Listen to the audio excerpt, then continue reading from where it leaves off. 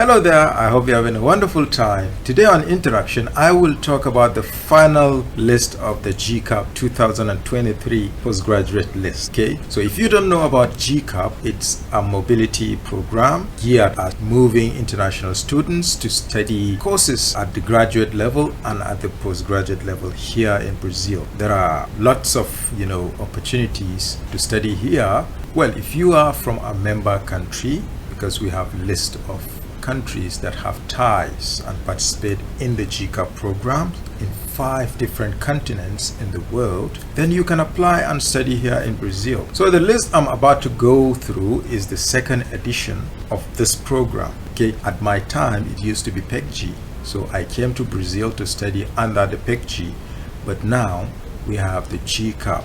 During my time, the bureaucracy was a little bit high. You needed intermediaries. Seems now things are direct. So I think it's a development. And at this time, I want to congratulate each and every candidate that has made it on the final list. And if you've tried, you've not made it on the list, keep trying. Who knows, next year I might be congratulating you.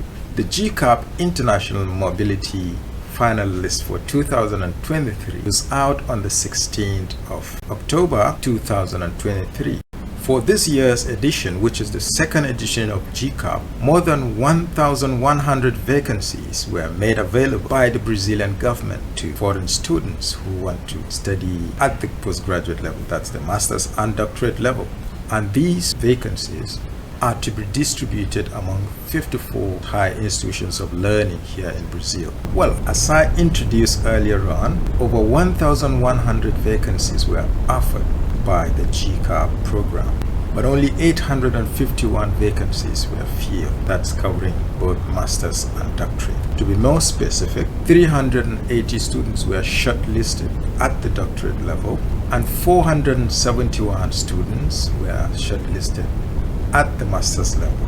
These students would be distributed in more than 40 Brazilian institutions, and the state universities are also participating. During my time, it was rare to see students, getting admission to the state universities, but I think it's a great development because the internationalization has to be at all spheres, not just the federal institutions, but the state too.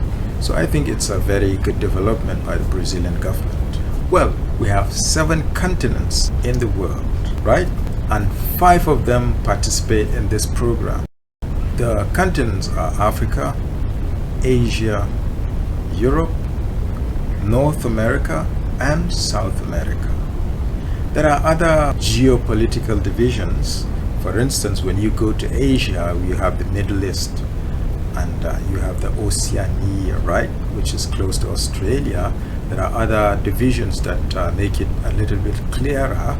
And if you come to America, the North America, you also have the Central America, and you have lots of countries participating in the Central America. Okay, but they are all called North America. In total, you have 58 countries spread across these 5 continents. 38% come from Africa, 17% each come from South America and Asia, 5% come from Europe, and 23% come from North America. As you can see from the pie chart, Africa is the leading continent in terms of students coming here to study. Well, we know that Africa really needs to develop itself. That is why you have the flux of students to all parts of the world to study. And that's not a surprise, okay? And you see that Europe, you have very few people coming to study.